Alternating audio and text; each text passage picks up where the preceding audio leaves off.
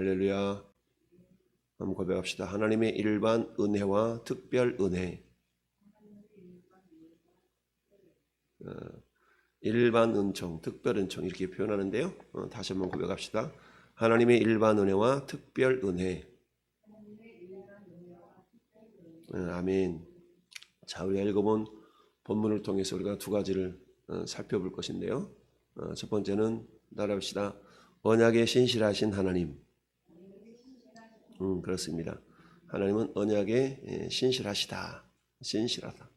우리 사람은 어떤 약속을 해도 그 약속을 지킬 능력이 없어서도 지키지 못하는 경우가 있고, 또는 그 약속을 잊어버리는 바람에 내가 깜빡했다 라고 해서 그 약속을 지키지 못하는 경우가 있죠. 그러나 만약에 우리가 어떤 약속이 굉장히 나에게 유익하고 나에게 귀하고 소중하다 그러면 우리는 그 약속을 알람을 맞춰놓고 카렌더에다 체크를 해놓고 수첩에 메모를 해놓고 이렇게 해서 절대 잊어먹지 않죠. 예를 들면 내 친구가 몇 날 몇 시에 결혼식을 한다. 이런 약속들은 결코 잊어버리지 않겠죠.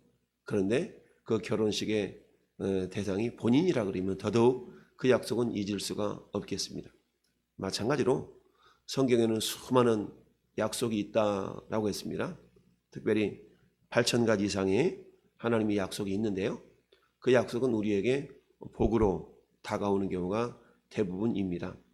하나님 우리에게 복을 주실 때에 그냥 주시지 아니하시고 그 복을 귀한 그릇에다가 담아 주신다라고 했어요. 그런데 하나님이 우리를 빚으시는 것이 그 그릇을 만들어 가시는 그런 과정입니다. 그래서 매일 매 순간순간마다 하나님은 저와 여러분들의 믿음의 그릇을 귀하게 빚으셔서 하나님이 준비하신 그 생명 그 복을 담아주시기를 원하신다. 그런데 어떤 사람들은 하나님이 빚으시는 그 이끄심에 겸손하게 믿음으로 반응하는 자가 있지만 그러나 믿음으로 반응하지 않는 자가 있더라. 지난 주일의 말씀이 뭐였습니까? 하나님의 이끄시는 은혜라는 제목 아니었습니까? 하나님은 오늘 또 우리에게 말씀과 성령을 통하여서 우리에게 이끌어 가신다. 그 이끄심이라는 것은 복을 주시기 위해서 우리의 믿음의 그릇을 준비시키시는 것이다. 여러분, 옛날에 거지들이 밥을 얻어먹기 위해서 그릇을 가지고 다니는 경우가 있었습니다.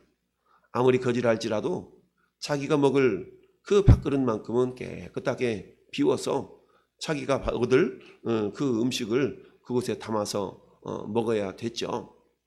그런 것처럼 자기가 먹을 음식을 받기 위해서는 그릇은 자기 몸은 행색이 초라해도 그릇만큼은 깨끗하게 준비했던 것이 그들의 모습이라면 오늘날 하나님은 우리를 존귀한 자로 우리를 불러주셨다라고 했습니다. 여러분 주일 저녁 예배 말씀 생각납니까? 하나님 우리를 존귀한 자로 불러주셨다라는 말씀이었어요. 존귀하게. 이게 교회라고 그랬죠? 교회는 존귀하게 부름받은 자들의 모임이 교회다라고 말씀했어요.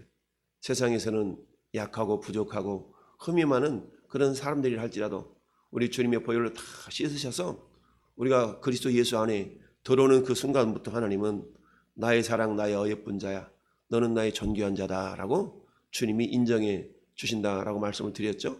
이처럼 우리는 그리스도 예수 안에서 존귀한 자들로 부름을 받았는데요. 오늘 말씀 속에 우리가 두 가지를 생각해 보는데 첫 번째는 언약에 신실하신 하나님이다. 여러분 아브라함을 자기 본토 친척 아버지로부터 하나님이 불러내셨어요.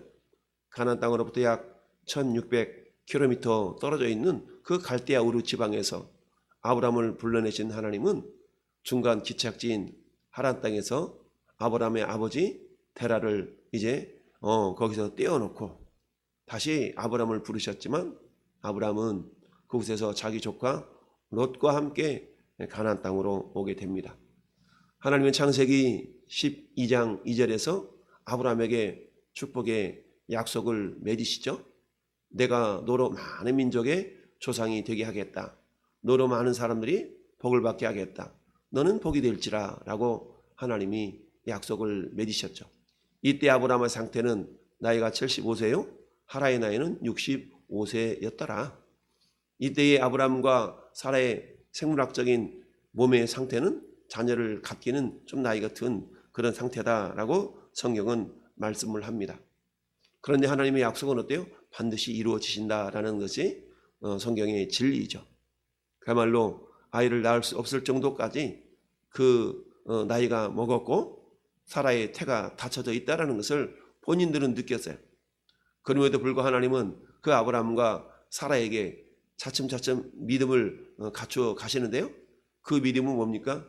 야, 내 몸이 죽은 것 같음을 알고도 믿음이 약해지지 아니하고 반드시 나를 통하여서 하나님이 놀라운 생산의 역사를 이루시겠네? 라는 믿음을 조금씩 만들어 가셨다라는 이야기죠. 그런 가운데 믿음이 연약할 때 하나님 분명히 약속을 이루신데 이 사람인가? 하나님, 내 집에서 길고 연습한 자 혹시 엘리에셀이 내 후사입니까? 그럴 때마다 하나님은 아니다. 네 몸에서 날 자라야 네 상속자가 된다. 아, 그래요? 그럼 엘리에셀은 아닌 것 같고. 그래서 어때요? 자기 사라가 애를 낳지 못하니까 그런데 옆에 있었던 사라는 여보 아닌가 봐. 저 내 여종 저 하갈이에게서 하갈은 젊으니까 쟤한테 애를 낳으면 걔가 우리의 상속자가 될 것 같아. 여보야 뭐 그렇게 한번 해봐. 사라의 말을 듣고 하갈에게서 낳은 아가 이스마엘이죠. 이스마엘. 그런데 이스마엘이 딱 태어나니까 하갈이 어때요? 마치 자기가 주인인 채 하죠. 이모들 본 사라가 안 되겠다 싶으니까 여보 이게 뭡니까? 라고 해서 결국 하나님께서 사라의 말을 들으라 라고 하고 결국 하나님은 노년의 이삭이 태어났고 결국 그 이삭으로 말미암아서 이삭을 놀려대는 이 이스마엘 때문에 사라가 마음이 상하니까 하나님은 네 사라의 말대로 이스마엘을 다 내보내라 라고 해서 결국 하갈과 이스마엘이 내어 쫓김을 당하죠. 광야에서 자기 신세를 한탄하면서 어찌하오리까 하고 있는데 여호와의 사자가 하갈아 내가 여기 어찌하오냐 라고 하는 그런 어떤 질문을 통해서 걱정 말아라 네 아들 이스마엘에게도 반드시 큰 민족이 되도록 내가 하겠다 라고 약속을 하시죠. 여러분 아직 자식이 태어나지 않는 상태에서 하셨던 그 약속, 그런데 비록 이 아브라함의 불신앙으로 말미암아서 태어난 이스마엘이었지만 하나님은 그 이스마엘에게도 하나님께서 큰 민족을 이루게 하시겠다라는 그 약속을 하나님이 이루셨던 것을 보게 됩니다. 자, 그러면서 그 약속이 오늘 본문에 드디어 이루어지게 된 것을 봅니다. 자, 이스마엘은 그 나이가 137세에 기운이 다하여 죽었다. 여러분 이스마엘이 아브라함의 나이 몇 살 때 태어났나요? 아브라함의 나이가 86세 때 태어났습니다. 86세에 이스마엘이 태어났고 그러면 137세에 이스마엘이 죽었으니까 137 더하기 86 하면 몇 살이 되는 거예요? 137 더하기 86 하면 한 225세인가요? 여기니까 220 몇 세 되는 거죠? 그러니까 아브라함은 몇 살에 죽었어요? 175세에 죽었죠? 그러니까 지금 이스마엘은 자기 아버지 아브라함이 죽은 뒤에 약 50여 년, 48년 정도 지나서 이스마엘이 죽은 거예요. 그런데 하나님께서는 아브라함에 하셨던 그 약속을 지키시기 위하여서 그리고 이스마엘에게도 내가 큰 민족이 되도록 하겠다라는 그런 약속을 하나님께서 해주시는 것이죠. 그래서 앞으로 한번 21장으로 한번 넘어가 볼까요? 21장. 자, 21장 보면 17절, 18절 보면 13절도 그렇게 나타나 있죠. 그러나 여종의 아들도 내 신이 내가 그로 한 민족을 이루게 하리라 하시니라. 민족을 이루게 하겠다. 그리고는 17절 보니까 하나님이 그 어린 아이의 소리를 들으셨으므로 하나님이 사자가 하늘에서부터 하갈을 불러 이르시되 하갈아 무슨 일이냐 두려워하지 말라. 하나님이 저기 있는 아이의 소리를 들으셨나니 일어나 아이를 일으켜 내 손으로 붙들라. 그가 큰 민족을 이루게 하리라 하시니라. 큰 민족을 이루게 하겠다. 이때 이스마엘은 어린 소년이었어요. 그런데 이 이스마엘을 향하여 하나님이 큰 민족을 이루게 하시겠다라고 했는데, 오늘 말씀 보니까 오늘 본문에 다시 돌아와서 사라의 여종 애굽인 하갈이 아브라함에게서 낳은 아들 이스마엘의 족보는 이러하다. 이스마엘의 아들들의 이름은 그 이름과 그 세대대로 이와 같으니라. 그러면서 몇 명을 지금 기록하고 있냐면 12명을 기록하고 있습니다. 이스마엘 장자는 느바요시요. 느바요시란 말은 높다라는. 그러니까 하나님께서 이스마엘의 자녀들 12명, 137세를 사는 날 동안에 12명의 자녀를 얻게 했다. 마치 야곱이 12명의 아들을 낳게 되잖아요. 그런 것처럼 12명의 아들을 낳았어요. 느바옅과 게달과, 게달은 검은 피부라는 뜻인데요. 그리고 앗브넬과 하나님의 기적, 밉삼, 그야말로 향기로운 냄새, 뭐 이런 이름의 뜻이 다 있는 이 자식들을 몇 명? 12명이 태어난 게 12명. 그래서 12방백을 이루게 되는데요. 그래서 16절 보니까 이들은 이스마엘의 아들들이요 그 촌과 부락대로 된 이름이며 그 족속대로는 12 지도자들이 되었더라. 이전 성경에는 12방백이라 그랬는데 12 지도자들이 되었다라고 성경은 말씀합니다. 그리고는 어때요? 이스마엘의 향년이 137세에 기운이 다해 주고 자기 백성에게로 돌아갔다라고 이야기합니다. 그러면서 18절을 뭐라고 얘기냐면 그 자손들은 하윌라에서부터 아수르로 통하는 애굽 앞 술까지 이르렀으니 그 모든 형제의 맞은편에 거주하였더라. 자, 이것은 어떤 지역을 말씀하고 있냐면 가나안 땅의 변방을 의미합니다. 가나안 땅의 변방. 애굽 지역으로부터 가나안 땅의 변방이 이르는 곳에 이스마엘이 살았다. 그러면 이삭은 어디 살아요? 이스라엘은 하나님의 약속의 땅인 가나안 땅을 중심으로 살아가게 됩니다. 자, 첫 번째, 하나님은 오늘 본문을 통해서 어떠하시다? 하나님은 언약에 신실하시다라는 것을 우리에게 깨우쳐 주고 있다. 자, 두 번째로 오늘 말씀의 제목이 뭐라고 했습니까? 하나님의 일반 은혜와 특별 은혜라고 얘기를 했죠. 비록 하나님께서 아브라함에게서 낳은 그 씨, 이스마엘에게 하나님이 이처럼 약속으로 번성의 복을 주셨는데, 그런데 이 이스마엘의 후손들이 가나안 중심에 살지 못하고 가나안 변두리에 살았다라는 이야기입니다. 자, 이것을 통해 우리가 깨달을 수 있는 것은 뭐냐? 자, 가나안 땅은 우리가 장차 들어가야 될 영원한 하늘나라를 상징을 합니다. 그러니까 아무리 하나님께서 이스마엘에게 복을 주셨다 할지라도 이들은 어디를 들어가지 못하는 족속이 되고 말아서요, 천국에 하나님의 나라에 들어가지는 못하는 그런 어떤 족속이 되었다는 얘기입니다. 이것을 다른 말로 말하면 이스마엘의 자손들은 일반 은혜는 받았다는 얘기죠. 일반 은혜라는 것은 예수를 믿는 사람이나 믿지 않는 사람들에게나 하나님이 동일하게 부여해 주시는 축복을 보통 일반 은혜 혹은 일반 은총이라고 얘기합니다. 여러분, 예수를 믿든 믿지 않든 하나님이 주시는 은혜, 그 뭐가 있습니까? 똑같이 푸른 하늘을 바라볼 수 있고, 푸른 공기, 맑은 공기를 마실 수 있고, 물을 먹을 수 있고, 그리고 우리 열심히 힘쓰고 노력하면 노력한 만큼 이 땅에서 얻을 수 있는 것이, 그게 하나님의 일반 은혜라고 말할 수 있습니다. 그러나 여러분, 하나님의 일반 은혜로서는 우리가 하나님의 나라 천국에 들어가는 것이 아닙니다.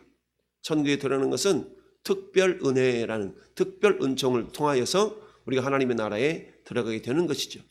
그 특별 은혜의 핵심은 뭡니까? 예수 그리스도이신 겁니다. 여러분, 아브라함을 통하여서 하나님은 이삭이라는 자녀를 하나님의 약속의 주인공으로 하나님이 세우셨죠. 그리고 약속의 아들이었던 이삭의 계보를 하나님께서 어떻게 하셨습니까? 거룩하게 지켜주셨다라는 얘기죠. 그 이삭의 계보를 거룩하게 지키신 이유는 왜 그래요? 그 이삭을 통하여 예수 그리스도가 오셔야만 됐기 때문이죠. 이처럼 하나님은 이삭의 계보를 통하여 예수 그리스도가 오셔야만 했기 때문에 하나님은 아브라함과 그리고 사라를 거룩하게 지켜주셨던 것이죠. 왜? 그를 통해서만 저와 여러분들이 장차 하나님의 나라를 들어갈 수 있는 그런 축복의 통로로 쓰여져야만 했기 때문이죠. 따라서 하나님께서는 이 이스마엘의 자손들에게는 일반 은혜를 통해서 그들도 이 땅에서 사는 날들 동안에 번성할 수 있는 그런 복을 주셨지만 이 땅에서 그들이 번성하는 그 지역은 가나안 지역이 아니라 가나안을 벗어난 지역이었다. 이것은 비록 그들에게도 하나님의 은혜가 임하긴 했지만 그러나 그들은 결국 영적인 예표, 영적인 모형으로 본다 그러면 그들은 저 영원한 하나님의 나라에 들어가는 그런 자손은 아니었다는 얘기죠.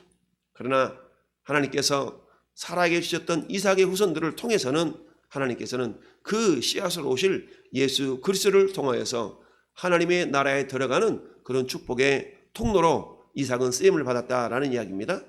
이걸 통하여 하나님의 특별 은혜, 특별 은총이라는 것은 결국 우리 하나님의 약속하신 자손인 예수 그리스도를 오게 하실 그 이삭을 통해서만이 하나님의 나라에 들어가게 된다는 얘기인데, 저나 여러분들은 그 이삭의 후손인 예수 그리스도를 통하여서 하나님께 이끌림을 받아서 우리가 요한복음 6장에 아버지께서 이끌지 아니하시면 그 누구도 나에게 올 수가 없다라고 주님이 말씀하신 것처럼 저나 여러분들은 우리 하나님 아버지께서 이끌어 주셨기 때문에 예수 그리스도를 믿고 하나님의 자녀가 되었다.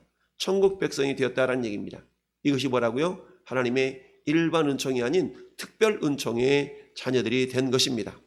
이처럼 오늘 본문을 통해서 우리가 알 수가 있는 것은 뭐냐? 하나님 첫째는 언약에 신실하시다.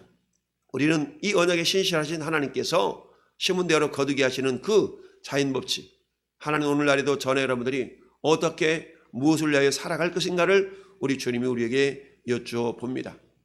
비록 이스마엘과 같은 일반 은혜를 우리도 받고 있지만 그러나 우리는 일반 은혜를 받는 데 그치는 것이 아니라 이미 특별 은혜 안에 들어와 있는 자들이 되었다라는 얘기죠. 이미 예수 그리스도 안에서 하나님의 자녀, 하나님의 백성들이 되었다는 얘기입니다. 그렇다면 우리는 어때요? 나는 하나님의 백성, 하나님의 자녀가 되었으니까 됐어 라고 머무는 것이 아니라 이제는 어때요? 우리가 더 좋은 부활의 주인공이 될 수 있도록 오늘 이 땅에서 그런 믿음을 가지고 살아갈 수 있어야 된다라는 얘기입니다. 하나님은 언약에 신실하시지만 그러나 그 언약을 통하여서 우리에게 하나님은 복을 주시기 원하신다. 그러나 하나님은 비록 아브라함의 믿음이 연약할 때에 생산했던 그런 이스마엘에게도조차도 하나님은 언약에 신실하게 하나님 그들에게도 복을 주셨지만 그 복은 천국 가는 복까지는 아니었다. 그러나 이 약속의 자녀였던 이삭에게만큼은 하나님의 특별 은혜를 주셔서 그를 통해서 예수 그리스도가 오셔야만 했기 때문에 그를 거룩한 씨로 보존하셨다. 그 이삭 때문에 결국 저와 여러분들은 어때요? 그 하나님의 특별 은혜, 특별 은총 안에 들어가는 복을 받게 되었다는 얘기입니다. 따라서 우리는 어때요? 이제는 어때요? 이미 우리는 하나님의 자녀지만 이미 특별 은혜를 얻은 자들이지만 그러나 어때요? 가나안 땅은 영원한 하나님 나라를 예표하기 때문에 저는 여러분들이 영원히 들어가야 될 그 천국을 향해서 오늘도 우리 한 걸음 한 걸음 나아감에 있어서 그렇다 어떻습니까? 그 천국에 다 동일한 모습으로 드러나는 것이 아니라 영광의 수준이 다 다르다고 했어요. 따라서 우리는 어때요? 욕된 것으로 심고 영광스러운 것으로 다시 살아나며 이처럼 썩어질 것으로 심고 썩지 아니할 것으로 다시 살아나며 심고 거듭의 법칙은 천국 가는 그 순간까지 계속된다는 것을 기억하면서 전에 여러분의 주어진 이 몸을 심어서 더 좋은 부활의 주인공들로 주님 앞에 주님의 얼굴을 배울 그날을 기억하면서 나아갈 수 있는 우리 모든 성도들이 될 수 있기를 예수님의 이름으로 축원을 드립니다. 아멘.